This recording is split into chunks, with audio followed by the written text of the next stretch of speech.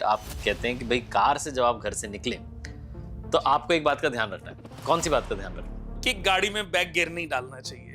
ये मैं आज आपके पॉडकास्ट के माध्यम से बोल रहा हूँ। इस पूरी दुनिया में जिस घर में भी श्रीनाथ भगवान का मुख्य द्वार के सामने घर में अंदर आते ही श्रीनाथ भगवान की फोटो होती है, पिक्चर होती है, उस घर में कभी तंत्र मंत्र प्रवेश नहीं कर सकता। तो कुणाल कुमार साहब क्या मानते हैं, हमारे लाइफ डिजाइनर जो एस्ट्रोलॉजर हैं वो क्या मानते हैं, कर्म बड़ा है या भाग्य बड़ा है? आज भी ये भ्रांति है लोगों के मन में कि भाग्य बड़ा है। कुछ लोग कहते हैं कर्म बड़ा है, कर्म बलवान होता है, कि नहीं भाग्य बड़ा है, भाग्य के आगे तो सब कुछ झुकता है। पर मैं बता दूं कि कर्म और भाग्य दोनों पिता पुत्र हैं। हमारे साथ हैं life designer astrologer Kunal Kumar ji. अब ये नाम जो मैंने बोला ना, लाइफ डिजाइनर, इसमें ही आप समझ गए होंगे कि आपकी लाइफ को कितनी खूबसूरती से डिजाइन करने जा रहे हैं। एक ऐसे मेहमान से आपको मिलवाने जा रहा हूं जो एस्ट्रोलॉजी की दुनिया, वास्तु की दुनिया, इन सारी दुनिया को बहुत अच्छे से जानते हैं, और ना सिर्फ जानते हैं बल्कि जो नॉलेज उन्होंने गेन की है, जो ज्ञान उनके पास आया, उसको बहुत लोगों तक बांटते जा रहे हैं, बहुत लोगों की लाइफ में मुस्कान ला रहे हैं। कुणाल से बहुत बहुत स्वागत है आपका। नमस्कार। नमस्कार और प्रणाम आपको। और सबसे पहले तो मैं नज़र से शुरुआत करूंगा। एक मैं देख रहा हूँ आपके पैर में, मैं आया हूँ जब से नोटिस कर रहा हूँ, ये जो काला धागा आपने बांधा हुआ है, आप बहुत यकीन करते हैं इसमें, क्या कहानी है इसकी? देखो, ये बांधने का रीजन तो मतलब इसको मिथ भी नहीं बोलूंगा। जैसे बहुत सारे लोगों के अपने अपने तरीके हैं। जब बच्चा पैदा होता है तो सबसे प्यारा समय वो माँ और बेटे की बॉन्डिंग का वही होता है, चाहे वो बेटी हो चाहे बेटा हो। तो आपने अक्सर देखा होगा कि माता जब अपने बच्चे को रोज सुबह नहलाती है तो वो उस पलों को रोज एंजॉय करती है और उसके साथ खेलती है, उसके साथ बातें करती है, और ऐसे लाइफ बढ़ रही होती है। तो बच्चे को जब वो नहला के उसको मालिश वालिश करती है तो उसको एक टीका जरूर लगाती है। उस माँ को ये लगता है इसको मेरी भी नजर ना लग जाए। दुनिया की नजर से तो माँ लड़ने के लिए तैयार बैठी है, अपनी नजर ना लग जाए, लेकिन माँ ये सोचती है कि मेरी भी नजर ना लग जाए, मेरा बच्चा बहुत प्यारा है। क्या बात। और ये सच है कि नजर लगती है और चली जाती है। अच्छा। लगती है और चली जाती है, खत्म हो जाती है। नजर अपनी सबसे ज्यादा लगती है, खुद की, खुद को, खुद की या खुद के परिवार की, खुद की फैमिली के लोगों की। हाँ जैसे हम रोड पे चल रहे हैं, हाँ, रोड पे अमीर लोग हैं, गरीब लोग हैं, मिडिल क्लास लोग हैं, या हम किसी मॉल में चले गए या हम कहीं पर भी चले गए, जो लोग हमें जानते ही नहीं, हाँ, तो वो हमें क्या नजर लगाएंगे, उनका क्या प्रभाव हमारे ऊपर पड़ेगा। हाँ, वो अपनी प्रॉब्लम में, हर आदमी आज के समय पे देखा जाए कार्तिक जी, अपनी प्रॉब्लम में बेचारा फंसा हुआ है। हाँ, तो नजर किसकी लगती है? जब हम सुबह तैयार हो रहे होते हैं, अपने घर को देखते हैं, अपनी गाड़ी को देखते हैं, अपनी चीजों को देखते हैं, तो लगता है यार आज मैं कंघी कर रहा है, सब कुछ अच्छे से तैयार हो गया, तो उसको कभी कभी खुद को देख के जब खुशी मिलती है तो अपनी भी नजर लग जाती है। हाँ, और अपने बच्चों को माँ ये सोचती है कि मेरे बच्चों को मेरी नजर ना लगे, या परिवार के बहुत सारे लोग हैं जो देख के कलप जाते हैं। हाँ, कजन्स होते हैं, रिलेटिव्स होते हैं, आसपास के पड़ोसी होते हैं, ये हमें जानते हैं। हाँ, इनको अच्छा और बुरा दोनों लग सकता है, जो हमसे निस्वार्थ प्यार करते हैं हाँ, तो उनकी नजर नहीं लगती। लेकिन जो हमसे इरिटेट होते रहते हैं, जो हमसे चिढ़ते रहते हैं, या हम जिनसे चिढ़ते रहते हैं, तो ऐसे लोगों की नजर लगना स्वाभाविक है। लेकिन जब हम किसी मंदिर में जाते हैं, हाँ, मंदिर में, मस्जिद में, गुरुद्वारा में, चर्च में, या ऐसी जगह पर जहां मंत्र चैंटिंग होती है, जहां पूजा पाठ होती है, जहां बहुत ज्यादा सकारात्मक पावरफुल ऊर्जाएं हैं, हाँ, कोई सिद्ध पीठ मंदिर है, कोई ज्योतिर्लिंग है, तो ऐसी जगह जाने पर ये नजर स्वतः खत्म भी हो जाती है। हाँ, और आप देखोगे शाम तक आपने 10 मिनट 15 मिनट अगर ओम चैंटिंग करी, हनुमान चालीसा जाप किया, तो नजर अपने आप भी उतर जाती है। हाँ, लेकिन जब तक आपको पता चलता है, जब तक आप कुछ भी करते हो, तब तक ये नजर लग चुकी होती है, डैमेज कर देती है। अब मैं बात कर रहा हूं, बड़ी समझने वाली बात है हाँ, कि जब एक वयस्क व्यक्ति हाँ, 20-25 साल के बीच में या 25 से 30 साल के बीच में जब अपनी पढ़ाई को, अपनी एजुकेशन को कंप्लीट करके वो अपने व्यापार को करने के लिए निकलता है घर से, हाँ, जॉब इंटरव्यू देने के लिए निकलता है, या उसकी जॉब लग गई, अब प्रमोशन के लिए वो मेहनत कर रहा है, हाँ, तो वो अपनी कंपनी को अपना बेस्ट दे रहा है। या आज चाहे मैं भी क्यों ना हूं या आप भी क्यों ना हो, अगर कोई प्रोफेशन है, डॉक्टर, एस्ट्रोलॉजर, अकाउंट, अकाउंटेंट हो गया या वकील हो गए, ये सब ये प्रोफेशन है, इन्होंने प्रोफेशन को अपना बिजनेस बना लिया, कंसल्टेंसी बिजनेस। तो नजर किसको लगती है? ऐसे लोगों, ऐसे एज में आने के बाद आपके बढ़ते हुए कदमों को नजर लगती है। हर कोई नजर लगाता है आपकी ग्रोथ को, आपकी तरक्की को। तो वो नजर जो है, कहते ना यार ये तो बहुत आगे बढ़ रहा है, बहुत तरक्की कर रहा है, बहुत आगे बढ़ रहा है, एक दिन बहुत आगे जाएगा। यानी कि आपके हर पल जो तरक्की की तरफ कदम जा रहे हैं, हर पल जो तरक्की की तरफ कदम जा रहे हैं, उनको नजर लग रही है, उनको हाय लग रही है। कोई ना कोई नजर लगा रहा है, कोई ना कोई हाय लगा रहा है, कोई ना कोई आपका दुश्मन तो है, प्रतिद्वंदी तो है, वो नजर लगा रहा है। तो बढ़ते हुए कदमों को नजर ना लगे, मैं इस चीज पे मेरा बिलीव है कि नजर अपनी भी लगती है और हाय गैरों की लगती है। हाय जो लोग कलपते रहते हैं, जो चिढ़ते रहते हैं, दिन रात इरिटेट होते रहते हैं, कलपते रहते हैं, उनकी हाय। तो ये जो हाय है, नजर तो लगेगी शाम तक, 5 बार हमने मंत्र चैंट करे खत्म हो गए, लेकिन जो हाय है उसके लिए मैंने ये धागा राइट पांव में बांधा हुआ है। और मैं आपको बता दूं कि साल में कम से कम 10,000 धागे हम पांव के लोगों को बनवा के भेजते हैं। आज भी हमसे कोई लेने आता, हम किसी से कोई पैसे चार्ज नहीं करते। ऐसा भी नहीं है कि हम इससे कोई कमाई कर रहे हैं, क्योंकि मैं इस बात को समझता हूं। मैं यूएस में था और नहाने के बाद कई बार, जैसे अब रोज नहाते हैं तो धीरे धीरे वीक तो होता चला ही जाता है। राइट। हम तो बड़े सिद्ध कराते हैं, हमारी कम से कम 200-300 पंडित काम करते हैं हमारी संस्था में, बहुत बड़ी संस्था है। और काफी सारे एस्ट्रोलॉजर है, क्योंकि हमारी रिसर्च सेंटर भी है अपना, कुणाल वास्तु केंद्र ज्योतिष एंड रिसर्च सेंटर।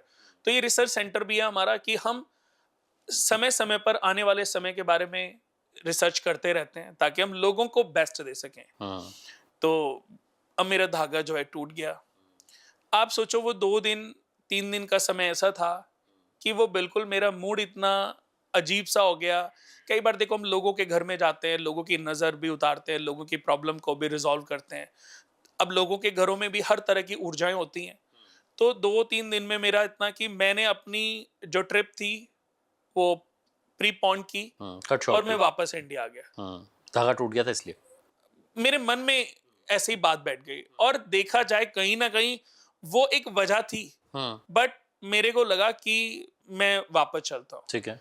तो पता नहीं वो साइकोलॉजिकल समझ सकते हो या कोई बात की चीजें कई बार ऐसी होती है। मैं ये तो सोचता हूँ और लोगों को भी समझाता हूँ कि चीजों में विश्वास करो, अंधविश्वासी मत बनो। ऐसा नहीं है कि धागा टूटना एक वजह थी, बट मैंने ये फील किया कि गड़बड़ चीजें ऐसी होती हैं। कई बार हम किसी के घर में ऐसी चली जाएं, किसी के घर में नकारात्मक ऊर्जा है, कोई तंत्र प्रयोग है, ऐसे समझ लीजिए कि बहुत ज्यादा नेगेटिव चीजें हैं, तो वो चीजें आपकी बॉडी को हार्म पहुंचाती हैं। तो ये कवच भी समझ लीजिए कि हम बनवाते हैं, इसको सिद्ध कराते हैं, जब दुनिया को देते हैं।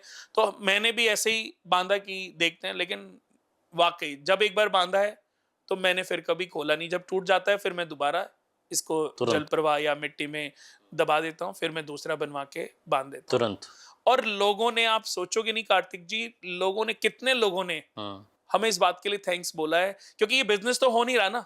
मैंने कहा साल के 10,000 धागे के करीब हम लोगों को फ्री वितरण करते हैं, देते हैं। तो कोई बिजनेस तो है नहीं, क्योंकि हम पैसे तो ले नहीं रहे। मैं तो आप टीवी मतलब ऑन पॉडकास्ट बोल रहा हूँ कि कोई भी आता है तो हम उनको दे देते हैं। लोगों को इसके बेनिफिट मिले हैं। तो बढ़ते हुए कदमों को, दोस्तों, किसी ने बोला कि ये शनि का धागा होता है, ये राहु, ये दोस्तों किसी का धागा नहीं होता। शनि एक धागे से बंधित नहीं है। और शनि के बारे में अगर मैं बता दूं कि शनि का स्थान घर में कहां पर होता है, बृहस्पति का स्थान होता है जहां घर में पूजा घर है। शनि देवता का स्थान है जहां हमारे घर में डस्टबिन है, जहां मलबा होता है, जहां कूड़े का ढेर होता है। अगर मैं स्थान की बात करूं तो हर ग्रह का अपना एक स्थान है, हर ग्रह का अपने एक जगह है। तो ऐसे ही बिल्कुल ये बात, कोई भी आज के समय पे क्या हो रहा है, इंस्टाग्राम पे अपने फॉलोवर, अपने रील वायरल करने के लिए अपनी बातें, लोग कुछ भी अनाप शनाप बोल देते हैं, बेचारे आम पब्लिक उसी को उपाय समझ लेती है। तो मैं ये भी कहना चाहता हूँ कि इन मिथ से बचना चाहिए और अपने आप को प्रोटेक्ट करना चाहिए। मैं ये नहीं कह रहा हूं कि ये इस चीज को फॉलो करो, बट इस वहम में कि अगर आप पांव में धागा बांधेंगे, ये मैं जानता हूं कि अगर बांधेंगे तो आपके बढ़ते हुए कदमों को जो नजर लग रही है, जो हाय लग रही है, वो समाप्त हो जाएगी। ये बहुत बड़ा एक रोल प्ले करता है। और इसको 1 महीने 2 महीने बांध के देखो, आपको लग रहा है बेटर हो रहा है, चीजें बढ़िया हो रही हैं, कंटिन्यू करो। हाँ। नहीं तो आप इस चीज में बंधे मत रहो। आपको ये कोई 10 किलो का नहीं है कि इसको बांधने से आपको पहले प्रॉब्लम, पहले इस्तेमाल करो फिर विश्वास। फिर विश्वास करो। मैं- मेरा ये सजेशन। सही बात है। और मैंने जब अपनी ड्रीम कार ली सर, तो मैंने पहले ही काले रंग की कार ली है कि तुम कितनी हाई लगाओगे, लगा लो हाई। मजा आ गया। अब मैं आपसे ये जानना चाहता हूँ कि कार से याद आया, आप कहते हैं कि भाई कार से जब आप घर से निकले तो आपको एक बात का ध्यान रखना है। कौन सी बात का ध्यान रखना है? जैसे आप गाड़ी से रवाना हो रहे हैं कहीं जाने के लिए, किस बात का? कि गाड़ी में बैक गियर नहीं डालना चाहिए, रिवर्स नहीं होनी चाहिए गाड़ी। रिवर्स नहीं होनी चाहिए, बैक गियर भी नहीं डालना चाहिए। बैक गियर यानी कि रिवर्स। तो बैक गियर यानी कि आप जब अपनी गाड़ी में जाके बैठते हैं, हाँ। तो जैसे बैक करेंगे तो आज दिन में आगे नहीं बढ़ सकते, आप पीछे हटते जाएंगे। और इसको भी बड़ा पॉजिटिविटी कहते हैं ना। अच्छा, इसका एक उदाहरण, आप सूरज को कब जल चढ़ाते हैं? रात को 6 बजे, 7 बजे, या शाम को 5 बजे, 4 बजे? बताओ। सुबह चढ़ा, सुबह चढ़ा। सुबह क्यों चढ़ाते हो? उगते हुए को। उगते हुए सूरज को जल चढ़ाते हैं। यानी कि जब आप उगते हुए सूरज को जल चढ़ा रहे हो, तो घर से निकलते हुए तरक्की की तरफ जा रहे हो, बिजनेस के लिए जा रहे हो, ग्रोथ के लिए जा रहे हो, तो आगे बढ़ना है, पीछे थोड़ी ना हटना है।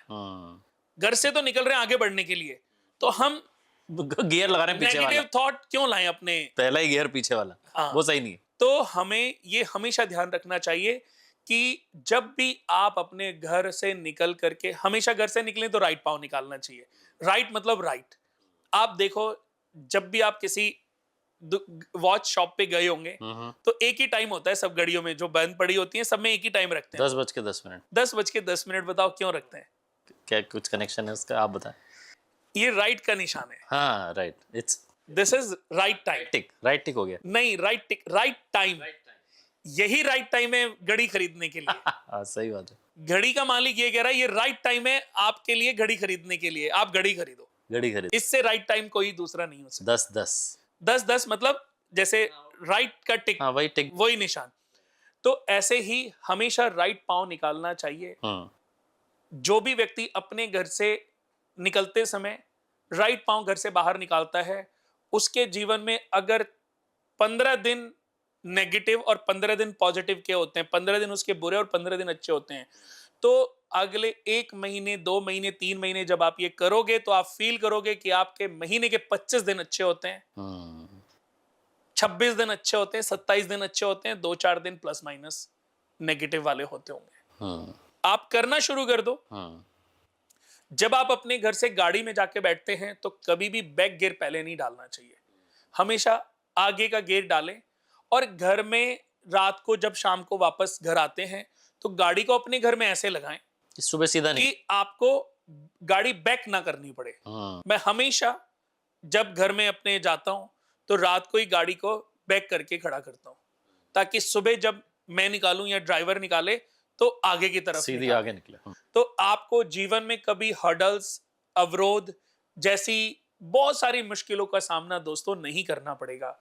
और एक बहुत बड़ी बात मैंने नीतम अंबानी जी के बारे में सुनी थी, अच्छा, कि उनके ड्राइवर्स को, ये मैंने अपनी एक पॉडकास्ट में बोली भी थी, और ये ऐसा नहीं, मैंने ये क्या हुआ कि मैच चल रहे थे दुबई में, यूएई में, जो टीम्स थी उनकी बॉम्बे की, मुंबई इंडियंस, तो उसके लिए उनकी पहले, अब अंबानी देखो हमारे देश के सबसे रिच, सुपर रिच फैमिली है, तो कहीं पर भी वो ऐसे ही नहीं चले जाते। अगर वो जाते हैं तो पहले उनका प्रोटोकॉल जाता है, पहले उनकी टीम जाती है, वो देखती है। तो उनकी टीम जब वहां पर गई, तो उन्होंने कंपनी को, जो उनकी लैम्बोर्गिनी, करीबन 150-200 उनके पास लैम्बोर्गिनी और बेंटले, रोल्स रॉयस जैसी कार्स थी, तो उनकी कार्स उन्होंने हायर की थी कि आपके अगले 1 महीने के लिए सारे ड्राइवर, सारी कार जो है वो हमारे पास रहेंगी। और उनको ट्रेनिंग दी गई कि आपने किन किन चीजों का ध्यान रखना है।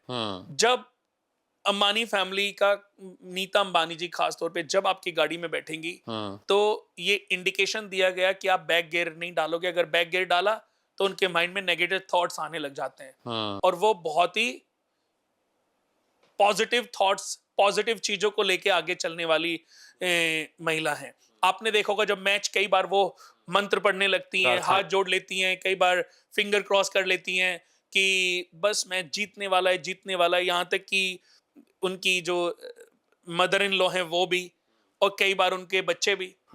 तो सब स्पिरिचुअल हैं, सब मैथोलॉजी को, ईश्वर को, भगवान को मानने वाले लोग हैं, मानने वाला परिवार है।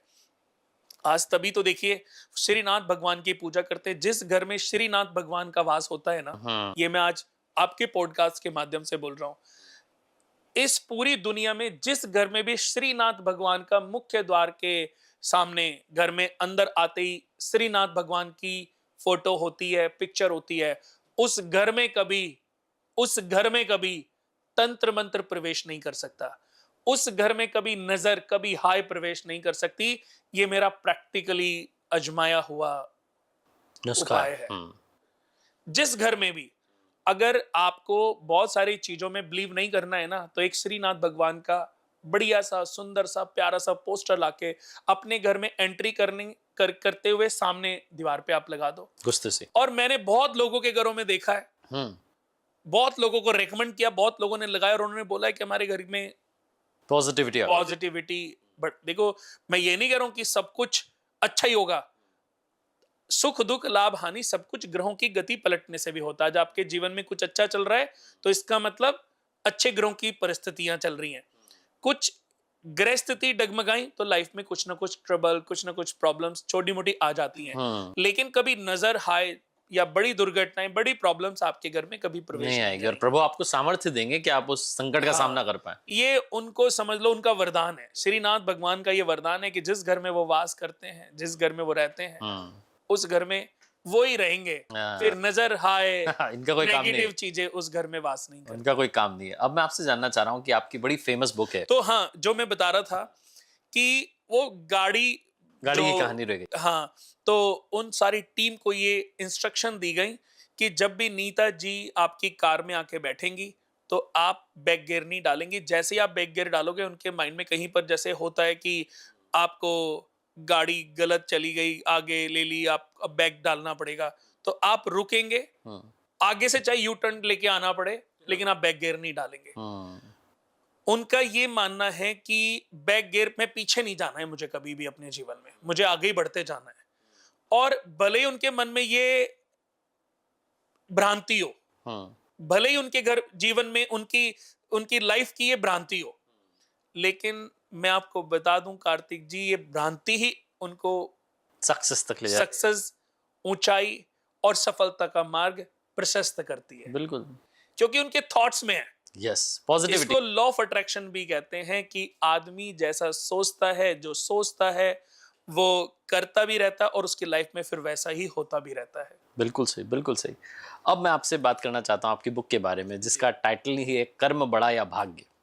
तो कुणाल कुमार साहब क्या मानते हैं, हमारे लाइफ डिजाइनर जो एस्ट्रोलॉजर हैं वो क्या मानते हैं, कर्म बड़ा है या भाग्य बड़ा है? देखो, ये कर्म और भाग्य ये मेरे मानने से चलेगा, फलीभूत नहीं है, ना आपके मानने से फलीभूत है। ठीक है। आज भी ये भ्रांति है लोगों के मन में कि भाग्य बड़ा है। कुछ लोग कहते हैं कर्म बड़ा है, कर्म बलवान होता है, कि नहीं भाग्य बड़ा है, भाग्य के आगे तो सब कुछ झुकता है। पर मैं बता दूं कि कर्म और भाग्य दोनों पिता पुत्र हैं। अच्छा, दोनों पिता पुत्र हैं। इसको रियलिटी में जाएं। जैसे ख्याति शब्द सुना है आपने? हाँ हाँ। ख्याति का मतलब क्या हुआ? पॉपुलैरिटी। अब पॉपुलैरिटी। पर ख्याति कौन है? ख्याति कौन है मतलब? हाँ, आपकी किस्मत से मिल रही ख्याति, कर्म से मिल रही? जो ख्याति है वो प्रजापति दक्ष की पुत्री है। अच्छा, उनका नाम है ख्याति। हाँ। 59 पुत्रियां थी उनकी, 60वीं जो पुत्री थी वो शक्ति थी। प्रजापति दक्ष जो ब्रह्मा जी के मानस पुत्र थे। 10 मानस पुत्रों में एक थे प्रजापति दक्ष, जो बाद में शिव भगवान के ससुर भी बने। उन्होंने भगवती की घोर तपस्या की और भगवती ने उनको वरदान दिया उनके घर में पुत्री रूप में जन्म लेने का। पर उन्होंने समझाया था, बताया था कि मैं शिव का ही अंश हूं। शिवलिंग से ही शिव और शक्ति अलग होकर के दो शक्ति बने, वरना एक उनको मिलाया जाए तो शिव लिंगाकार है। एक ब्रह्मांड की जो सबसे पहली ऊर्जा है वो लिंग के रूप में थी। उस लिंग से शिव और शक्ति अलग हुए, तो शक्ति ने प्रजापति दक्ष के घर में शक्ति के नाम से, सती के नाम से जन्म लिया। शक्ति ने सती के नाम से जन्म लिया और यह वरदान मां भगवती ने ही प्रजापति दक्ष को दिया था, लेकिन प्रजापति दक्ष भूल गए। तो ऐसे ही प्रजापति दक्ष ब्रह्मा जी के 10 मानस पुत्रों में से एक थे। लेकिन एक समय आया कि उनको अपनी सारी पुत्रियों का विवाह कर, जितने भी नक्षत्र हैं, अश्वनी, भरणी, कृतिका, फाल्गुनी, ये सब उनकी पुत्रियां हैं। इन पुत्रियों का विवाह उन्होंने कर दिया चंद्र देवता से। तो ऐसे ही उनकी एक पुत्री का नाम है ख्याति। ख्याति का विवाह हुआ भृगु ऋषि, जो कि ज्योतिष के बारे में लिखने वाले इस ब्रह्मांड में पहले ऋषि हैं। मानस पुत्रों में से एक हैं भृगु ऋषि। भृगु ऋषि ने ही भृगु संहिता लिखी थी। तो उनकी पत्नी का नाम है ख्याति। तो ऐसे ही जो कर्म और भाग्य हैं, ये दोनों पिता पुत्र ही हैं। यानी कि पहले कर्म का जन्म हुआ, कर्म के जन्म के 25 साल के बाद भाग्य का जन्म हुआ। तो अब आप मुझे बताओ कि कर्म बड़ा है कि भाग्य है? अब तो कर्म ही बड़ा है, पिता बड़ा है। पिता ही बड़ा होगा। कभी कभी पुत्र जब पैदा होता है तो अपने पिता की किस्मत को भी बदल देता है। पर पिता की किस्मत में यह लिखा होता है कि जब इसका बच्चा होगा तब इसका भाग्य उदय होगा, तब इसकी किस्मत बदलेगी, तब इसका भाग्य उदय होगा। यानी कि अगर आपको आम खाना है तो अच्छा एक बीज ढूंढना पड़ेगा, पौधा लगाना पड़ेगा, फिर उसको पाल पोस के बड़ा करना पड़ेगा, फिर उस पे फल लगेंगे, फिर आप खाएंगे। तो ये मेहनत का फल है। तो भाग्य उन्हीं का चमकता है जो कर्म करते हैं। हर पल जो आप कर्म कर रहे हो, हर पल जो आप कर्म कर रहे हो, इसका फल कलयुग है तो इसमें युग में मिलना है, क्योंकि मैं इसको कर्म युग भी बोलता हूं। इस युग में ही मिलेगा, नहीं तो कर्म, हर कर्म का फल आदमी के जीवन के साथ जुड़ता चला जाता है और यही उसको प्रारब्ध के रूप में जन्म दिलाता है। क्योंकि मैं फिर एक बात आपसे समझाना चाहूंगा आपको कि 100 बच्चे दुनिया में पैदा हो रहे हैं। एक ही समय पे 10 बच्चे दिल्ली में पैदा हुए, एक दिल्ली के सबसे सुपर रिच फैमिली में और एक उसी के ड्राइवर के घर में पैदा हुआ। अब कुंडली तो सेम ही बनेगी। कुंडली तो नाम से तो बन नहीं रही ना, कुंडली तो सेम ही बनेगी, लेकिन आप देखो उनके कर्मों के आधार पर उनको जन्म मिला है। क्या बात।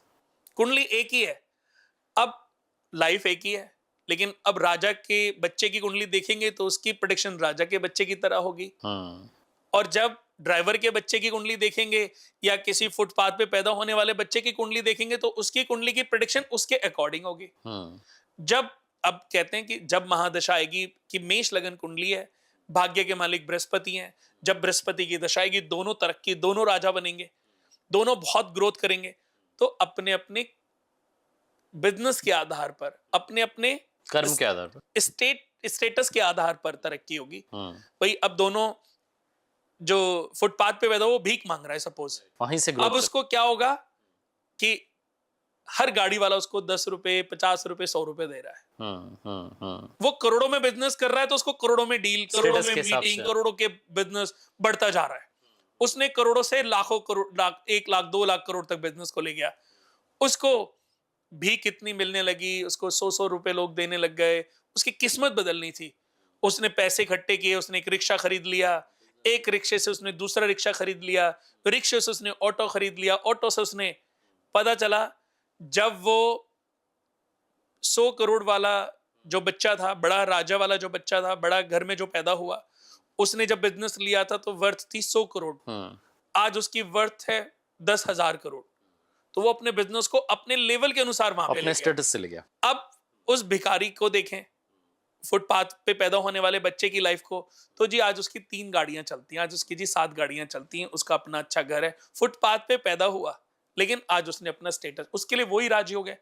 उसके लिए राजयोग के पैमाने इक्वल हैं। राजयोग के डेफिनेशन अलग अलग। हाँ। आप ये कह रहे हो कि राजयोग की डेफिनेशन आपके जन्म से जो आपकी स्थिति थी, आपकी स्थिति के अकॉर्डिंग, जन्म व्यक्ति को मनुष्य के अपने कर्मों के आधार पर मिलता है। घर तो भाग्य है, लेकिन कर्मों के आधार पर यह भाग्य आपका प्राप्त हुआ आपको। बिल्कुल, गीता जी में भी यही लिखा है, कि अगर आपके पुराना अच्छा है तो आप किसी जो है अच्छे कुल में पैदा होते हैं, कुल में पैदा हूँ। या किसी ऋषि के यहाँ या किसी आश्रम में आप ऑटोमेटिकली पहुंच जाएंगे, इसीलिए मैं कहता या हूँ किसी अच्छे कार्तिक परिवार जी में कि बुरा तो हर पल हमसे जाने अनजाने बहुत होता हो है, जाता है। हाँ, जाने अनजाने बहुत होता है, लेकिन अच्छा करने का मौका जब भी मिले, कर लेना चाहिए। जिस रूप में भी मिले, तो ये नहीं सोचना चाहिए आज शुभ दिन है कि अशुभ दिन है, इसको देना है कि नहीं देना है, पंडित जी से पूछूं, मुहूर्त निकलवाऊं, कर डालना चाहिए। और किसी भी एक उपाय को अपनी नियति बना लो, अपना नेचर बना लो। हम्म, किसी भी एक उपाय को उस पर वर्क करो। रोज चींटियों को आटा डालो, रोज एक डॉग को खाना खिलाना शुरू कर दो, रोज एक गाय को चारा खिलाना शुरू कर दो, गौ माता को। रोज किसी एक गरीब को, एक गरीब, मैंने तो बोला ही नहीं हजारों, एक गरीब को खाना खिलाने में आपके 50 रुपए खर्च होंगे। इसको अपनी आदत बना लो, अपना नेचर बना लो। क्या बात। मैंने क्या बोला? चींटियों को सबसे सस्ता उपाय, हाँ, एक मुट्ठी आटा। कितनी करोड़ों चींटियों को आपने आटा डाल दिया रोज, एक मुट्ठी आटे से करोड़ों चींटियों का पेट भर गया। तो एक मनुष्य का पेट भरने का जो पुण्य है, एक चींटी को पेट भरने के पुण्य के बराबर ही है। 84 लाख योनियां ही बोलते हैं ना सब, सही कह रहे हो। हमारे शास्त्रों में 84 लाख योनियों का वर्णन है। तो 84 लाख में से तो मनुष्य भी है, और जीव भी है, जंतु भी है, पशु भी है, पक्षी भी है, और पेड़ भी है। एवरी मंथ एक पेड़ लगाना शुरू कर दो, पेड़ों को पानी देना शुरू कर दो।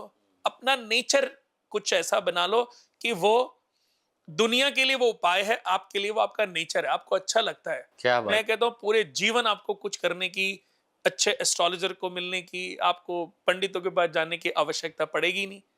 भाई अगर हम योनियों की बात करें तो 84 लाख योनियों में 30 लाख योनियां वृक्षों की होती हैं, 9 लाख योनियां जलचर की हैं, 10 लाख योनियां कीड़े मकोड़ों की हैं, 11 लाख योनियां पक्षियों की हैं, 20 लाख योनियां पशुओं की हैं। फिर जन्म मिलता गौ माता का, और गौ माता के बाद शूद्र वर्ण में, फिर वैश्य वर्ण में, फिर क्षत्रिय वर्ण में, फिर ब्राह्मण वर्ण में 4 लाख योनियों में जन्म मिलता है मनुष्य को। फिर वो जाता है मोक्ष पाके। मैं अगर आपको बता दूं कि मेरा ब्राह्मण वर्ण में जन्म हुआ है, यानी कि ये अंत जन्म चल रहा है। ब्राह्मण वर्ण में मैं 1 बार या 1000 बार, 1 लाख पता नहीं, लेकिन ब्राह्मण वर्ण में जन्म मिला है, तो इसका मतलब है कि मैं सबसे अपग्रेड हुआ। इसीलिए शायद मैं एस्ट्रोलॉजी लाइन में आ गया कि ईश्वर ने मुझे ये जिम्मा सौंपा है कि मैं लोगों का मार्गदर्शन करूं, और मुझे ईश्वर से ये ज्ञान भी मुझे ईश्वर से ही मिला है, और उसको लोगों को देने की कोशिश कर रहा हूं। निमित्त बने आप। निमित्त बनाओ, बिल्कुल। बट अगर मैं अपने निमित्त में सफल हो गया तो इस जन्म से मोक्ष मिलना तय है, क्योंकि मेरा ये अंत जन्म हो सकता है, क्योंकि मेरा ब्राह्मण वर्ण में जन्म हुआ है, और शनि मेरा 12वें घर में बैठा। 12वां घर मोक्ष कारक होता है। यानी कि अगर दुनिया में किसी भी व्यक्ति को मोक्ष मिलना है, तो उसको देखना है कि उनकी जन्म कुंडली में 12वें भाव में अगर शनि बैठे हैं, 12वें भाव में अगर केतु बैठे हैं, तो इस जन्म से आपका मोक्ष तय है।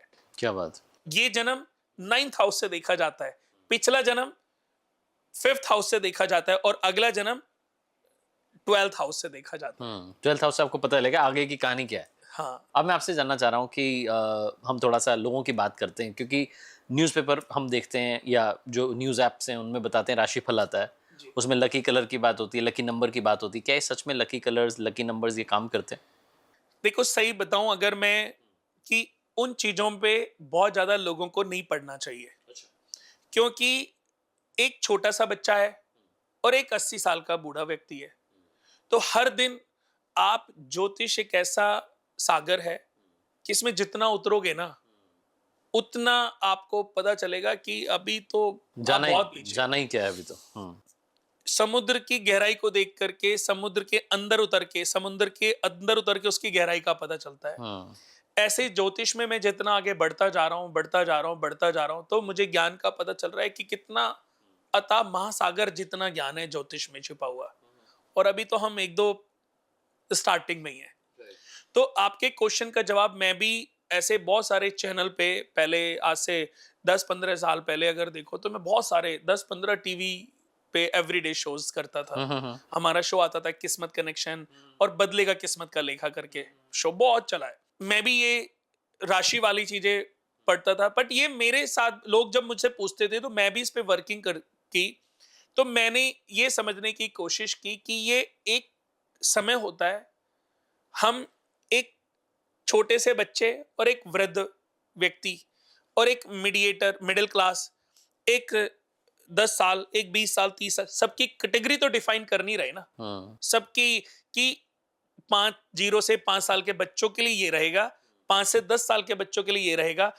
और ये ग्रह तो हर पल परिवर्तित हो रहे हैं, इनकी डिग्रियां आगे बढ़ रही हैं। हम्म तो इस पे सही बताऊं बहुत मुश्किल है कि इसको वर्किंग में लाना। हम्म फिर भी, और मैं बता दूं कि ये जो राशियां होती हैं ये लगन और डेट ऑफ बर्थ से भी चलती हैं और नाम से भी चलती हैं। हम्म जो ओरिजिनल राशि है हम्म वो अकॉर्डिंग टू कुंडली आपको पता चल सकते हैं। जैसे जब आपका जन्म हुआ उस समय चंद्रमा 3 नंबर में थे, हम्म यानी कि मिथुन राशि में, बुध के नक्षत्र में। हम्म तो अब आपके ऊपर बुध की दशा मिली। अब आपकी जो राशि है मिथुन राशि है। हम्म तो मिथुन राशि आपको अगर पता है ओरिजिनल, तो आप उसको फॉलो कर भी सकते हो। हम्म आप ये सोचते हो कि मेरा नाम कनेश है, मेरा नाम कमित है, मेरा नाम कुणाल है, या मेरा नाम कुमार है, या मेरा नाम केसे है, तो मिथुन राशि है सबकी। हम्म तो मिथुन राशि वाले सब जो नाम से मिथुन राशि है उनके लिए ये राशि फल काम नहीं करेगा। हम्म और मैं बता दूं कि न्यूमरोलॉजी 1% वैल्यू करती है। ये नंबर, न्यूमरोलॉजी, ये कलर कॉम्बिनेशन, ये डेज 1% वैल्यू करते हैं। हम्म अच्छा, डेज की अगर मैं बात करूं, ये तो देखा जाए तो इसी सदी के दिन है। राइट, सही ये कह सोम, मंगल, बुध, बृहस्पति, शुक्र, इस युग से पहले ग्रह तो इस युग से पहले भी थे। भृगु ऋषि ने भृगु संहिता सतयुग में लिखी थी। रहे। पाराशर ऋषि ने भृगु संहिता को पढ़ करके पाराशर संहिता जो है वो द्वापर युग में, त्रेता युग में लिखी। हम्म द्वापर युग में व्यास ऋषि हुए, उन्होंने भी पद्धति लगा करके ज्योतिष के ऊपर बहुत सारे बुक्स लिखी, ग्रंथ लिखे। तो मैं यही तो कहना चाहता हूं कि ये दिनों को हम थोड़ी देर के लिए भूल जाएं। हालांकि मैं भी बोलता हूं, मैं भी लिखता हूं, मैं भी राशिफल बताता हूं, मैं भी कोई पूछता है, बट इसमें व्यक्ति को कम पढ़ना चाहिए, क्योंकि ये बहुत सारे लोगों पे तो सुटेबल होती हैं, पर बहुत सारे लोगों पर सुटेबल नहीं नहीं होती होती। है, तो कस्टमाइज्ड ऐसी भ्रांति में क्यों जाना, ऐसे भ्रम में क्यों फंसना जो 100% काम नहीं कर रहा है। 100% देखो ज्योतिष काम करता है। सबसे पहले मनुष्य को अपनी, ज्योतिष हमारा बेसिक ज्ञान है, ज्योतिष हमारा प्रारब्ध है, ज्योतिष हमारा आने वाला कल है, ज्योतिष हमारा चल रहा वर्तमान है, यानी कि भूतकाल, वर्तमान, भविष्य काल, तीन ही है। ये सब ज्योतिष से प्राप्त हो सकता है। ये ज्ञान, संपूर्ण ज्ञान ज्योतिष से जाना जा सकता है। ज्योतिष वृक्ष की जड़ है, उसके तने वास्तु, उसके तने न्यूमरोलॉजी, उसके तने पॉमिस्ट्री, उसके तने सामुद्रिक शास्त्र, ये सब उसके तने हैं, लेकिन जो जड़ है वो ज्योतिष है। जड़ को पूजो। ज्योतिष आपके प्रारब्ध है कि इस जन्म का उद्देश्य क्या है। आपने जीवन में कौन से पुण्य कर्म, कौन से पाप कर्म किए जिसकी वजह से आपको ये जन्म मिला है। आप फुटपाथ पे पैदा क्यों हुए, आप अंबानी के घर में, अडानी के घर में, बिल गेट्स के घर में, वॉरेन बुफे के घर में आप क्यों पैदा हुए, आपका 60 साल में डिवोर्स क्यों होएगा, क्यों हुआ, ये सब ज्योतिष में लिखा जा चुका है। सिर्फ उसको पढ़ना बाकी है, सिर्फ उसको पढ़ना बाकी है। तो ज्योतिष हमें बताता है कि ये ग्रह आपकी कुंडली में कौन कौन से भाव में विद्यमान है। ये अच्छे फल भी देते हैं और बुरे फल भी देते हैं, और किसी किसी भाव में बैठ करके ये आपके प्रारब्ध, यानी कि आपके जो एंसेस्ट्रल ऋण हैं, जो डेट्स हैं, आपके जो डेबिट्स हैं, उनको, उनका ज्ञान भी दे रहे हैं। तो हम क्या करते हैं, सबसे पहले हमारी जन्म कुंडली का नाम है कर्म कुंडली। कर्मों के आधार पर मनुष्य की बनाई गई वो जन्म कुंडली जो आपके पूर्व जन्म के प्रारब्धों का ज्ञान आपको प्रदान करती है कि कौन से कर्म, कौन से पाप कर्म, कौन से पुण्य कर्म, कौन से राजयोग, कौन से खराब योग लेकर के आपका जन्म हुआ है। मनुष्य अपने जीवन में अपने ऋणों के साथ, अपने दोषों के साथ, अपने पाप कर्मों के साथ उत्पन्न होता है। उन्हीं के आधार पर व्यक्ति ये डिसाइड करेगा कि मैं तरक्की कब कैसे करूंगा, ये ज्ञान हमें मिलता है हमारी कुंडली में स्थित ग्रहों से। ये ग्रह कौन से ग्रह किस भाव में बैठे हैं, ये इंडिकेट करते हैं कि आपके कुंडली में ये दोष है। ये ग्रह किस राशि में बैठे हैं, ये इंडिकेट करते हैं कि ये आपकी कुंडली में कौन सा राजयोग लेके पैदा हुए। जैसे किसी भी व्यक्ति की जन्म कुंडली में सबसे पहले पितृ ऋण दोष की बात करते हैं। दूसरे, पांचवें, 9वें और 12वें घर में बुध शुक्र राहु बैठ जाए तो पितृ ऋण दोष लगता है। तो उसको पहले अपने पितृ ऋण दोष को रिमूव करना चाहिए। पाप का कारण मंदिर को तोड़ देना, पीपल का पेड़ काटना, नास्तिक हो जाना, भगवानों का अनादर करना, मंदिरों को तोड़वाना, दूसरे धर्म को ठेस पहुंचाना, उसका दोष है। रस्म और रिवाजों का पालन ना करना, तो ये बहुत बड़ा दोष है। तो इसके लिए आपको चाहिए कि अपने घर में सबसे इक्वल पैसे लें, अपने कुल खानदान के हर एक सदस्य से बराबर पैसे लें और किसी ऐसे मंदिर में दान कर दे जहां पर कंस्ट्रक्शन चल रही हो। मेरा कोई रोल तो नहीं है ना इसमें, मैं तो ऐसे ही बोल रहा हूं। जिसका भी दूसरे, पांचवें, 9वें, 12वें घर में बुध शुक्र राहु बैठे हो, तो ऐसे व्यक्ति को अपने घर में इक्वल पैसे लेकर के किसी ऐसे, चाहे वो मंदिर हो, चाहे मस्जिद हो, चाहे गुरुद्वारा हो, चाहे चर्च हो, बराबर पैसे लेकर के बुधवार के दिन डोनेट कर दें। जिस व्यक्ति की जन्म कुंडली में पांचवें घर में शुक्र, शनि, राहु, केतु बैठ जाएं, ये दुनिया का सबसे बड़ा दोष है। यानी कि इसका मतलब यह है कि इसने पुण्य जितने मर्जी करे हैं, पर यह पहले अपना प्रायश्चित करने के लिए दुनिया में आया है। और प्रायश्चित, इसके पाप कर्म इतने बड़े हैं कि जब तक अपना प्रायश्चित पूरा नहीं करेगा, जब तक इसको रिमूव नहीं करेगा, पुण्य नहीं ये बढ़ेगा। 90% फल अपनी जन्म कुंडली के अच्छे फल भोग नहीं पाएगा। कुंडली में तो हजारों करोड़ लिखे हैं, लेकिन एक एक रुपए के लिए स्ट्रगल कर रहा है, मोहताज है, क्योंकि उसकी कुंडली में सवदोष ऋण दोष, इसको बोलते हैं सवदोष ऋण दोष, सेल्फ ऋण दोष भी कहते हैं। शुक्र, शनि, राहु, केतु जब आपकी जन्म कुंडली के 5th हाउस में ये बैठ जाएं, तो इसको सेल्फ ऋण दोष कहते हैं। तो ऐसे व्यक्ति को चाहिए कि अपने घर में जितने भी ब्लड रिलेटिव हैं, सबसे बराबर पैसे ले, सूर्य विष्णु यज्ञ करे। सूर्य विष्णु यज्ञ दुनिया का सबसे बड़ा प्रोसीजर, सबसे बड़ा यज्ञ है। आज हम 20-21 पंडित बिठाते हैं तो कम से कम 1.5 से 2 महीने लगते हैं इसको कंप्लीट करने में। उसके बाद सारे जो ऋण है वो बहुत इजी है। बट ये ज्ञान कब मिलेगा? जब आप जाएंगे, जब उसका प्रायश्चित पूरा होगा।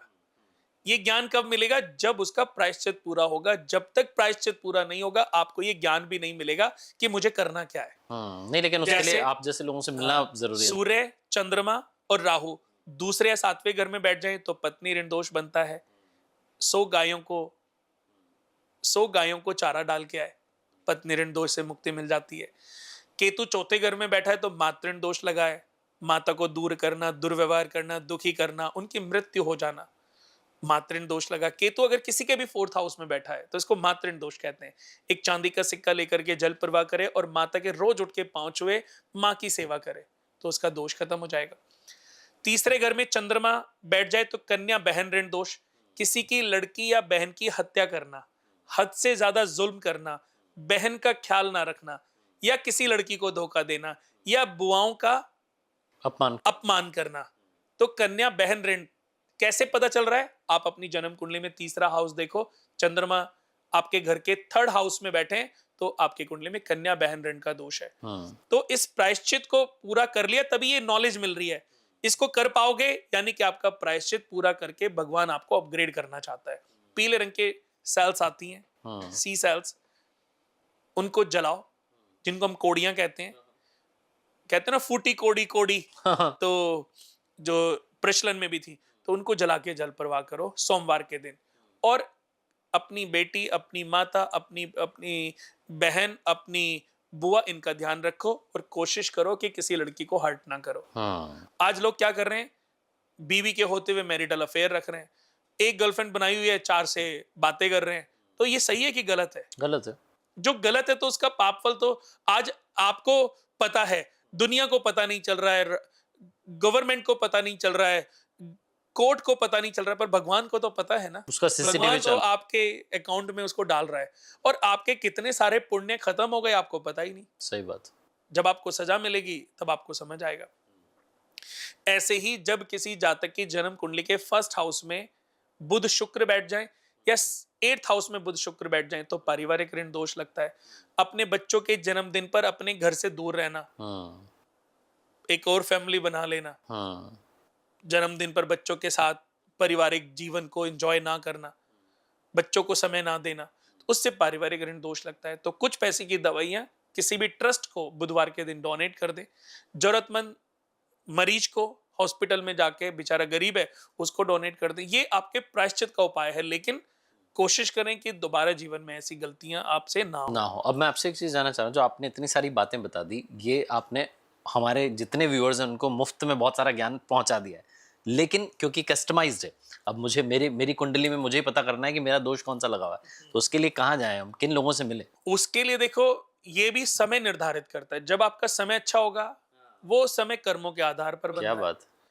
वो जब समय अच्छा आएगा ना, अच्छा एस्ट्रोलॉजर आपको घर बैठे मिल जाएगा। हाँ, आज बैठे ही है ना, पुण्य पुंज इसके बाद आप अपनी मिले न कुंडली संता। हाँ, पूछ के आप जान सकते हो। जान सकते हैं। तो हर चीज का समय निर्धारित है, बट उसके लिए फिर भी मैं बता दूं कि हमने दोस्तों एक जन्म कुंडली तैयार की है जिसका नाम है कर्म कुंडली। अच्छा।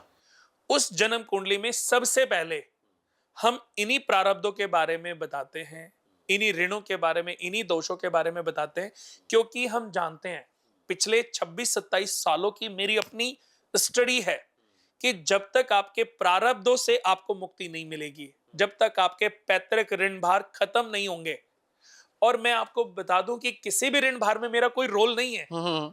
मेरे से ज्ञान लो, अपने आप करो। भाई 100 गायों को चारा खिलाना है, पीपल के पेड़ पे जल चढ़ाना है, किसी मंदिर में डोनेशन देनी है, 100 मजदूरों को खाना खिलाना है, किसी गरीब को आपने मेडिसिन दान कर, इसमें मेरा रोल कहाँ है? कुणाल कुमार जी का कोई रोल नहीं है, ये आपको व्यवहार में क्या बदलना है बता रहे हैं। हाँ, नेचर अच्छा, व्यवहार अच्छा, सब अच्छा। माता पिता की सेवा, परिवार का ध्यान रखोगे, परिवार के साथ प्यार से रखोगे, तो आपका प्रायश्चित पूरा होएगा और आपको वो रास्ता मिलेगा जिस रास्ते पर सही ज्ञान प्राप्त हो। बिल्कुल सही। आप वास्तु की भी काफ़ी बातें करते हैं, तो मैं थोड़ा सा वास्तु की भी बारे बात कर लेता हूँ। वैसे तो हम जड़ की बात ऑलरेडी कर ही रहे हैं, लेकिन क्योंकि आप अभी तने की बात कर रहे थे कि कभी कभी कहते हैं ना कि हाँ। बच्चा 1 नंबर से फेल हो जाता है, हाँ, वो एक नंबर भी ध्यान वो रखना। 1 नंबर की भी वैल्यू है, तो इसलिए सबकी वैल्यू है। सबकी वैल्यू बिल्कुल। तो मैं वास्तु पे ही आपसे बात करना चाह रहा हूँ। बेडरूम की बात करूँ, किचन की बात करूँ, या पूरे घर की मैं बात कर लूँ, कौन सी एक ऐसी चीज़ है जिसका बड़ा ख्याल रखना है? क्योंकि आजकल क्या घर बड़े कॉम्पैक्ट हो गए भाई, 2 BHK 3 BHK वैसे फ्लैट्स में मोस्टली लोग रहते हैं। मुझे लगता है कि मैं 5 मिनट में पूरा वास्तु सबको समझा सकता प्लीज बताइए। हूं। दोस्तों, सबसे पहली बात कि वास्तु क्या है। वास्तु वस्तुओं को रखने की कला। वास्तु क्या है? वस्तुओं को रखने की कला ही वास्तु कला है। आप अपने घर को सिर्फ पहले स्वच्छ रखें, साफ सुथरा रखें, घर के अंदर डस्टिंग करते रहें, घर को साफ रखते रहें, और घर में रोज 10 से 15 मिनट मंत्र चैंटिंग करते रहें। आपके घर के सारे वास्तु दोष हर रोज खत्म हो जाएंगे। अगर वास्तु दोष है तो घर में आने वाली सनरेज ऊर्जा लेकर के आती है, और जहां पर ये दोष होता है वहां पर ये नेगेटिव ऊर्जा के रूप में प्रबल होने लगती है। वो आपके जीवन में नुकसान लाती है, मिसहैपनिंग लाती है। तो जब आपके घर में रोज मंत्र चैंटिंग होता है ना, तो ये कभी जीवन में प्रबल नहीं हो पाएगी। तो जिस घर में 10-15 मिनट कम से कम आधे घंटे तक मंत्र चैंटिंग होती है, पूजा पाठ होता है, उस घर में वास्तु दोष काम नहीं करता। फिर अगर मैं इसको साइंटिफिक वे में लेके जाऊं, तो वास्तु सौर मंडल में चलने वाली चुंबकीय तरंगों से संबंध रखता है। इन्हीं तरंगों के आधार पर हमें पता चलता है हमारा सोने का स्थान, हमारा खाने पीने का स्थान, हमारा रसोई घर, हमारा बाथरूम, ये सब चीजें कहां कहां पर होनी चाहिए। देखा जाए तो ये सूरज कहां से उदय हो रहा है? ईस्ट से, और छिप रहा है वेस्ट में। तो सूरज का उगना और छिपना ये प्रदर्शित करता है कि घर में कौन कौन सी चीजें कहां पर होनी चाहिए। देखिए, सुबह जब आप उठोगे तो नॉर्थ ईस्ट में हल्की हल्की सनरेज पड़ती हैं। राइट। जब वो घर में प्रवेश करती हैं तो घर के अंदर के सारी नकारात्मक ऊर्जा को खत्म कर देती हैं। आप 3 बजे के सूरज की किरणें अपने फेस पे लोगे तो आपको ज्यादा अच्छा लगेगा। सुबह 5 बजे जो भोर की पहली किरण जब आपके घर में पड़ती है, वो सनरेज आपके लिए ज्यादा सुखमय होती हैं। तो आप मुझे 5 बजे वाली है। सुबह 5 बजे वाली, क्योंकि वो बड़ी सौम्य होती हैं, बड़ी सॉफ्ट होती हैं। राइट। और जो व्यक्ति के घर में सनरेज सुबह प्रवेश करती हैं मुख्य द्वार से या खिड़कियों के मार्ग से, उस घर के अंदर भी वास्तु दोष नहीं रुकता। तो हमारा वास्तु के आधार पर देखा जाए तो है तो साइंटिफिक, बट सनरेज एक ग्रहों के आधार पर भी काम करता है, क्योंकि कितनी दिशाएं टोटल? 10। 10 दिशाएं। पहले व्यक्ति हो आप जिसने मुझे बताया कि 10 दिशाएं होती वरना हैं। आज 4 तक बताते हैं लोग। मुझे किसी ने नहीं बताया, 4 या 8 बताते हैं। तो मैं ये बता दूं कि मेरे अपने पूरे जीवन में मुझे पहली बार जय कोई हो। मिला है जिसने बताया कि 10 टोटल 10 दिशाएं होती हैं, लेकिन जो वर्किंग में है, इफेक्टिव में है, वो 8 दिशाएं होती हैं। Right. East, west, north, south. North east, south east, north west, south west, एक आकाश और एक पृथ्वी। तो टोटल 10 दिशाएं होती हैं, लेकिन आकाश और पृथ्वी की जो दिशा है ये वास्तु में बहुत ज्यादा वर्क नहीं करती। तो अब बात करते हैं 8 दिशाओं की। तो ईस्ट में इंद्र देवता और सूर्य ग्रह, वेस्ट में वरुण देवता और शनि ग्रह, नॉर्थ में कुबेर देवता और बुध ग्रह, दक्षिण में यमराज और मंगल ग्रह, नॉर्थ ईस्ट में सभी देवताओं के गुरु बृहस्पति ग्रह का वास होता है। सभी ब्राह्मण प्रवृत्ति के देवगण ईशान कोण में वास करते हैं, और ब्रह्मांड की जो एक शक्ति है, जो एक ऊर्जा है, नॉर्थ ईस्ट में वास करती है। सपोज हम उनको शिव भगवान कहते हैं, शिव शक्ति के नाम से जानते हैं। तो दोस्तों, नॉर्थ ईस्ट में पूजा घर होना चाहिए। नॉर्थ ईस्ट जल तत्व है, साउथ ईस्ट अग्नि तत्व है, नॉर्थ वेस्ट पृथ्वी तत्व है, साउथ वेस्ट पृथ्वी तत्व है, और सेंटर ऑफ द हाउस आकाश तत्व है। तो 5 तत्वों से मिलके हमारा घर बना है, और यही 5 तत्व हमारे बॉडी को शरीर में भी बनाते है। हैं। तो नॉर्थ ईस्ट जल तत्व, पूजा घर, ड्राइंग रूम जितना साफ सुथरा, जितना हल्का, जितना खाली रहेगा, वो घर तरक्की करेगा। साउथ ईस्ट अग्नि कोण, अग्नि देवता। अब बात हो रही है अग्नि, अग्नि यानी कि गर्म। तो जितना ट्रांसफॉर्मर है, जितनी भी अग्नि से रिलेटेड चीजें, जितनी भी बिजली से रिलेटेड चीजें हैं, वो सब साउथ ईस्ट में रखनी चाहिए। तो ये जल तत्व हो गया नॉर्थ ईस्ट, और साउथ ईस्ट अग्नि तत्व यानी कि अग्नि। तो रसोई घर अग्नि कोण में होना चाहिए। इलेक्ट्रिकल वायरिंग, जनरेटर, या जितने भी साउथ ईस्ट। हाँ पैनल्स हैं, वो साउथ ईस्ट में होनी चाहिए। अब मास्टर बेडरूम, घर के मुखिया जो पूरे घर के ऊपर चाहता है कि उसकी कमांड रहे, उसकी इज्जत, उसका मान सम्मान रहे, तो उसको स्थान हमने साउथ वेस्ट में देना चाहिए, क्योंकि साउथ वेस्ट में राहु केतु का स्थान है, राक्षसों का स्थान है। राहु केतु की प्रवृत्ति है सभी पे अपनी कमांड की। तो अगर हम अपने घर के मुखिया को, अपने माता पिता को, या माता पिता नहीं है अपना हम रूम रखते हैं, तो हमारा या हमारे माता पिता का प्रभाव पूरे घर के ऊपर बना रहता है। बच्चे हावी प्रभावी नहीं हो पाते, बच्चे जिद नहीं मनवाते, नहीं तो अपनी अपनी छोटी छोटी बातों पे जिद करेंगे और मनवाएंगे। बहुत लोग साउथ वेस्ट में अपना बच्चों को रूम दे देते हैं, बड़े प्रलंकारी बच्चे हो जाते हैं, ऐसे जिद्दी, ऐसे झगड़ालू हो जाते हैं कि माँ बाप का ही जीना हराम करके रख देते हैं। फिर माँ बाप बेचारे पंडितों के वहां भटकते रहते हैं, जी हमारा बच्चा ऐसा है, बेटे बहू को रूम दे देंगे। फिर पता चलेगा जी बेटे बच्चे ये कह रहे हैं कि मम्मी पापा आपकी वजह से हमारी लड़ाइयां हो रही हैं, आप कहीं और देख लो, या हम घर छोड़ के चले जाते हैं। तो ये प्रॉब्लम खुद की क्रिएट की हुई है। अगर मनुष्य इन चीजों को फोकस करे, इनको ध्यान दे, तो बहुत सारी प्रॉब्लम से अपने आप को बचा सकता है। बिल्कुल। अब वेस्ट में वरुण देवता और शनि ग्रह, जितना भी टैंक है, टैंक है, अन्न भंडार है, जितना भी घर की ग्रोसरी, वो अगर कोई स्टोर बनाए तो हम वेस्ट से साउथ वाले 15% डिग्री में बना सकते हैं। उसके बाद नॉर्थ वेस्ट वायु, नए कपल के लिए, लड़कियों के लिए, न्यू कपल के लिए, बच्चों के लिए सबसे अच्छा बेडरूम होता है नॉर्थ वेस्ट में।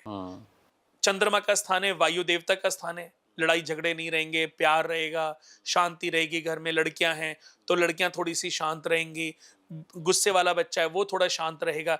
यानी कि क्योंकि वायव्य कोण है ना, वायु देवता चंद्र दोनों शांत हैं, तो उस जगह पर रहने वाले लोग शांत रहेंगे। बहुत लोग क्या करते हैं, ऊपर नीचे रसोई घर बना देंगे, ऊपर रूम दे देंगे, वो बड़ी प्रॉब्लम आती है। यानी कि मियाँ बीवी में लड़ाई, भाई भाई में लड़ाई, भाई बहन में लड़ाई। तो ये जो कलेश हैं, ये जो पैदा हो रहे हैं, उसकी कहीं ना कहीं किसी न किसी रूप में वजह हम है, क्योंकि हमने ही तो घर का निर्माण ऐसे कराया, क्रिएट ऐसे कर रहे हैं, क्रिएट ऐसे किया।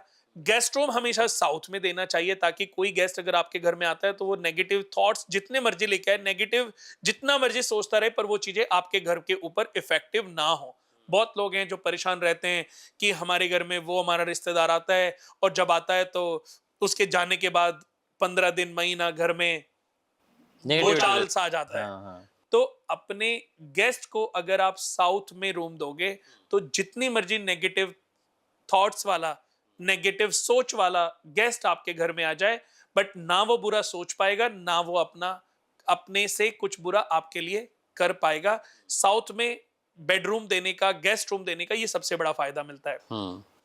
अगर घर में 2 बच्चे हैं, 2 बेटे हैं और दोनों को एक ही घर में आपने बेडरूम देना है, तो छोटे बेटे को हमेशा वेस्ट में या नॉर्थ वेस्ट में और बड़े बेटे को हमेशा साउथ वेस्ट से साउथ की तरफ रूम देना चाहिए। कभी भी भाइयों में लड़ाइयां नहीं होंगे, हमेशा भाइयों में प्यार बना रहेगा। यमराज और शनि, वेस्ट में शनि देव का वास है और दक्षिण में यम का वास होता है। तो यमराज और शनि ये दोनों सूर्य देवता के पुत्र हैं और दोनों सगे ब्रदर हैं। तो इन दोनों की बॉन्डिंग बहुत अच्छी है। स्टार्टिंग में थोड़ी बहुत थोड़ा सा गैप था, लेकिन अभी दोनों में बड़ी अच्छी बॉन्डिंग है। तो अगर दोनों बच्चों के बीच में कोई भी माता पिता ये चाहते हैं कि बॉन्डिंग बनी रहनी चाहिए, तो वेस्ट में बड़े बेटे को, छोटे बेटे को रूम दें और साउथ में बड़े बेटे को रूम दें, तो बॉन्डिंग बनी रहेगी। बच्चों का स्टडी रूम, अपने घर का धन संग्रहालय बड़ा मैटर करता है। हाँ। कि पैसा रुक नहीं रहा है। लोगों के लिए ये बड़ा मिथ है। मेरे को पूछते हैं कि अब मैं उनको बताता हूं तो वो कहते नहीं जी, एक पंडित जी आए थे, उन्होंने तो ऐसे बोला था। हाँ। मैंने कहा अगर ऐसे बोला था, आपने ऐसे किया था ना, हाँ। अगर ये सही हो गया होता तो आज आपको मेरे से पूछने की जरूरत नहीं पड़ती, आप तो धनवान हो गए होते। पर धनवान नहीं हुए, प्रॉब्लम चल रही है ना, तो इसका मतलब चीजें सही नहीं हुई हैं। अगर सही होती तो आपको मेरे से ज्ञान लेने की आवश्यकता पड़ती नहीं। तो जो बड़ा लॉकर है, बड़ा यानी कि जो महीने में यूज होता है, जिसमें आप पैसे रखते, जुड़ते रहते हैं, घर की ज्वेलरी रखते हैं, तो वो बड़ा लॉकर आपने 50 किलो का, 100 किलो का, उसको साउथ वेस्ट में रखना चाहिए। नॉर्थ फेसिंग, साउथ वेस्ट में नॉर्थ फेसिंग रखना चाहिए, लेकिन हैवी लॉकर साउथ में, बहुत लोग नॉर्थ में रख देते हैं। अब बहुत लोग जो रोजमर्रा यूज होने वाला गल्ला है, रोजमर्रा यूज होने वाला जो लॉकर है, जो ड्रॉर है, उसको साउथ में, साउथ वेस्ट में, साउथ ईस्ट में, वेस्ट में आप रखोगे, पैसा जुड़ेगा ही नहीं। जिस घर का पैसा नॉर्थ, यानी कि हम नॉर्थ को 9 हिस्सों में बांट दें और 4 हिस्से नॉर्थ ईस्ट की तरफ छोड़ के और 3 हिस्से, 2 हिस्से वेस्ट की तरफ के छोड़ दें, टोटल 6 हिस्से हो गए। राइट। 3 हिस्से छोड़ दिए हमने, पूरा टोटल पहले नॉर्थ को 9 हिस्सों में बांट के 4 हिस्से ईस्ट की तरफ के और 2 हिस्से वेस्ट की तरफ के छोड़ के, बीच के जो 3 हिस्से हैं वो हैं सोम देवता के, भल्लाट देवता, भुजंग देवता के। तो जैसे जब हम घर का वास्तु करते हैं, तो कार्तिक जी बता दूं, इसको 64 हिस्सों में बांटा जाता है, जिसमें 64 देवताओं का वास होता है। हिस्से हैं 81, इसको 81 हिस्सों में बांटा जाता है, लेकिन इसमें 64 देवताओं का वास होता है, जिसमें सेंटर के जो 9 हिस्से हैं वो ब्रह्मा जी के हैं, ब्रह्म स्थान जिसको कहते हैं। 9 हिस्सों में ब्रह्मदेव का वास होता है। तो ऐसे ही 64 देवताओं का वास होता है हमारे घर के अंदर। तो जिस घर में सोम देवता के स्थान पे, भुजंग देवता के स्थान पे या भल्लाट देवता के स्थान पे हम अपना रोजमर्रा यूज होने वाला लॉकर बनाते हैं, ड्रॉर बनाते हैं और वहां पे हम पैसे रखें और साथ में कुबेर यंत्र या कुबेर जी की मूर्ति रख दें।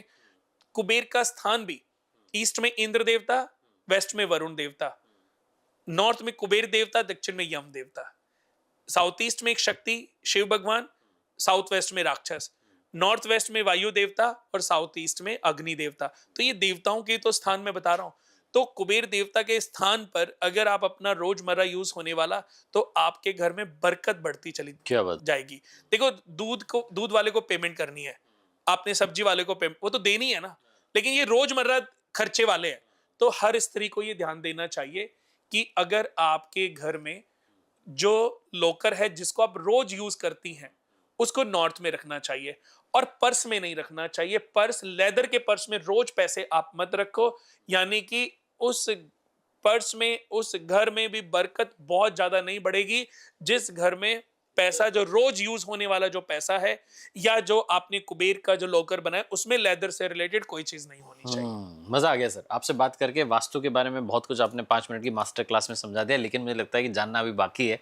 तो उसके लिए मैं जितने व्यूअर्स हैं उनसे कहूंगा कि डिस्क्रिप्शन में जो लिंक्स हैं वहां जाएं, सर से मिलें और जितना मुफ्त का ज्ञान था इन्होंने कहा कि मेरे से कोई लेना देना नहीं, लेकिन सबके भलाई की जो बात थी वो आपने इस 1 घंटे की चर्चा में, इस पॉडकास्ट में बहुत सारी बातें शेयर की हैं।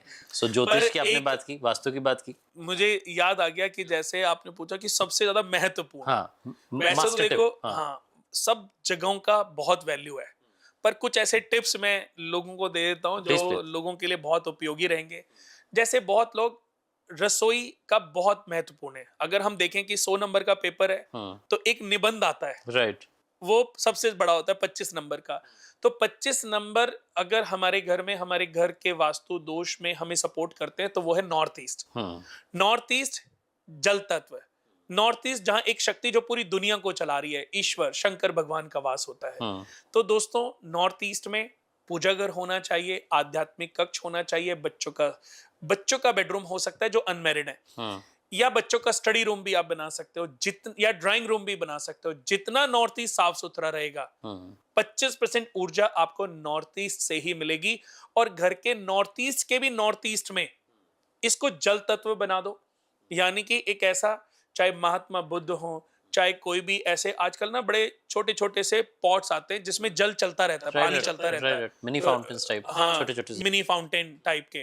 तो अपने घर के नॉर्थ ईस्ट में अगर ड्राइंग रूम है, नॉर्थ ईस्ट के भी नॉर्थ ईस्ट में जाकर के, भाई नॉर्थ ईस्ट के कमरे में भी, नॉर्थ ईस्ट में जाके north east, south east, north west, south सब है, उसमें भी तो नॉर्थ नॉर्थ ईस्ट के कमरे में भी, नॉर्थ ईस्ट में जाके आप एक चलने वाला पानी वाला फाउंटेन छोटा सा, या महात्मा बुद्ध के आज बड़े सुंदर सुंदर से मिलते हैं, राइट तो राइट। वो आप लगा करके अपने घर को 25% ऊर्जा सिर्फ इसी जगह से दे रहे हो। क्या बात। और घर के साउथ ईस्ट में, साउथ ईस्ट के भी साउथ ईस्ट में एक रेड बल्ब लगा दीजिए, तो आपने 15% साउथ ईस्ट के प्रबल कर दिए, यानी कि टोटल 40% आपने अपने घर का वास्तु ठीक कर लिया इन दो चीजों का ध्यान करके।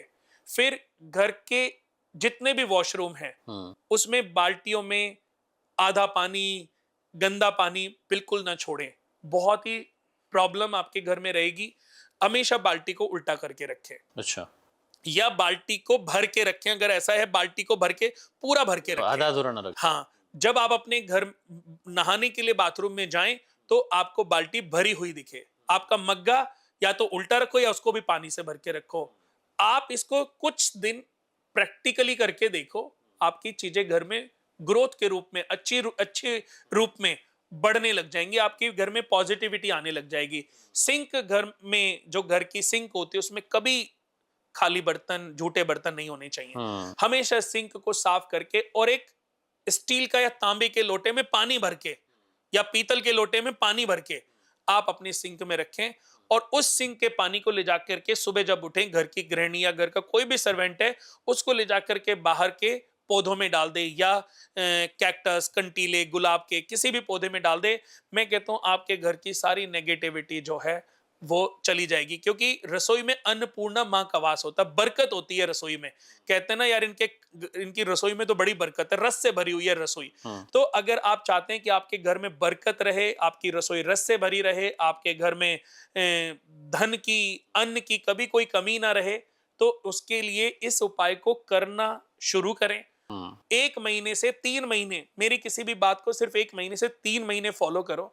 आपको लगे लाइफ बदल गई, कंटिन्यू करो, नहीं तो बंद कर दो। क्या बात। मैं कभी नहीं चाहता दोस्तों कि आप किसी अंधविश्वास में रहो, मैं तो अंधविश्वास को ब्रेक करना चाहता हूं। तो अगर ये छोटी छोटी सी चीजें हैं, इनसे मजा आ जाएगा सर। और आपकी इस पूरी चर्चा में मैंने 2 मंत्र निकाले हैं। पहला तो ये निकाला है कि भैया सुधारोगे व्यवहार तो आएगा प्यार। तो सबसे पहले तो बिहेवियर हमारा जो है अच्छा होना चाहिए, जो आप इतने सारे दोषों के बारे में बता रहे थे।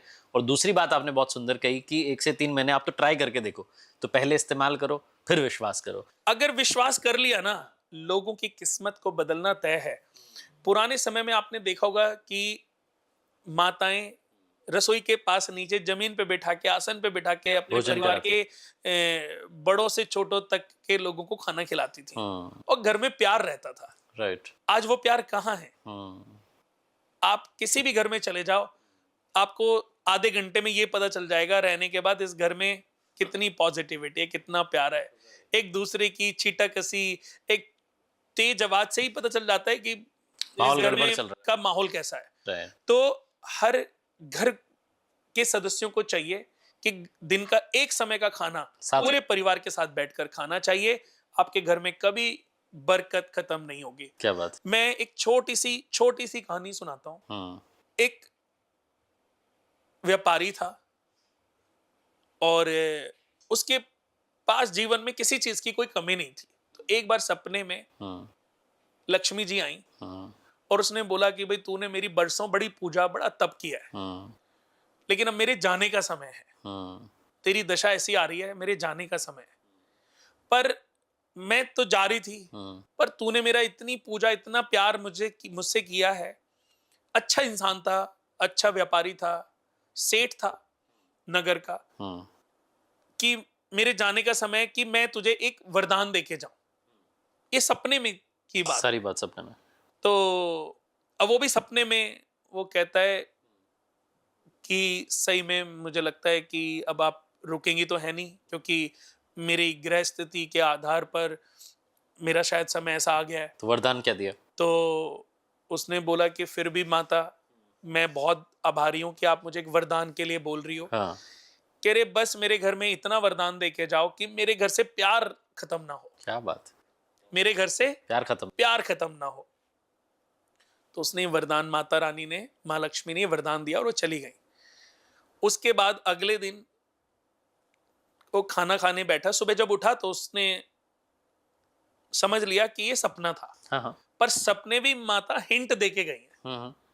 तो शाम को अपनी काम से वापस आया, अपनी दुकान से, अपने व्यापार से, तो खाना खाने बैठा। सब वही नीचे बैठ के खाना खाते थे। तो खाना खाने बैठा तो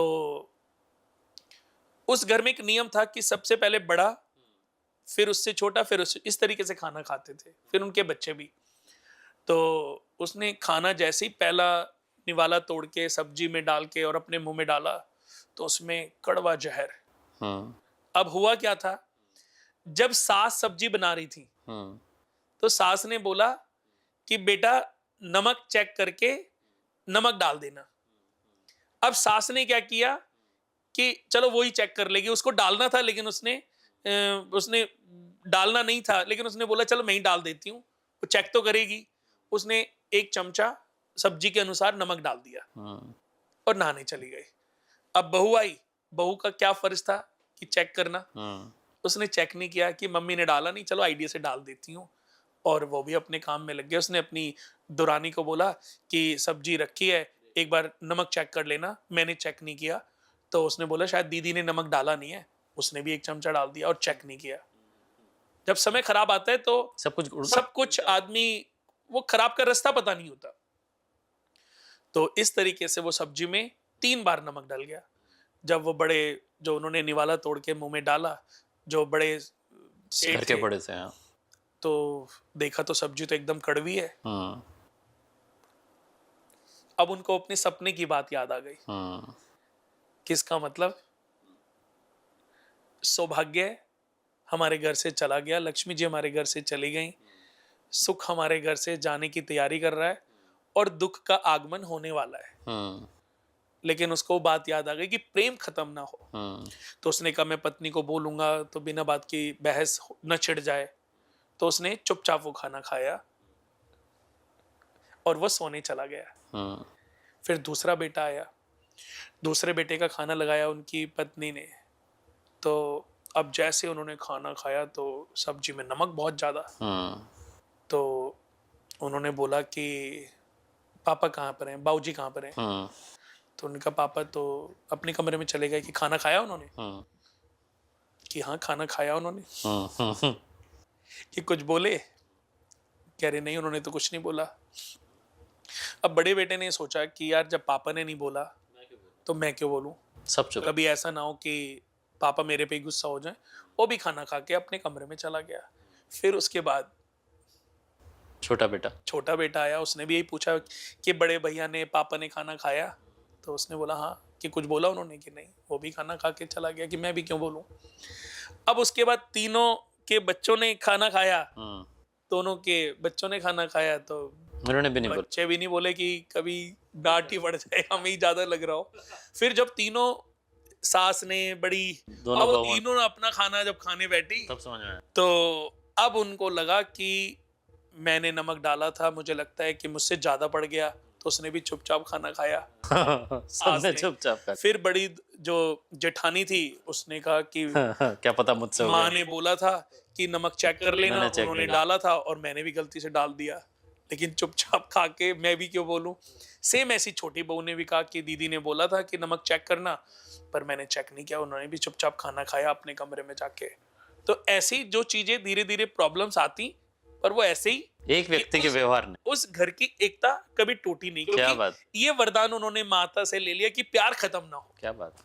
लेकिन वो तो व्यवहार से एक व्यवहार महीना, 2 महीना, 3 महीना बीते, वो दरिद्रता आई सपने में कि बेटा मैं तो तेरे घर को तबाह करने आई थी, तेरी गृह स्थिति ऐसी थी।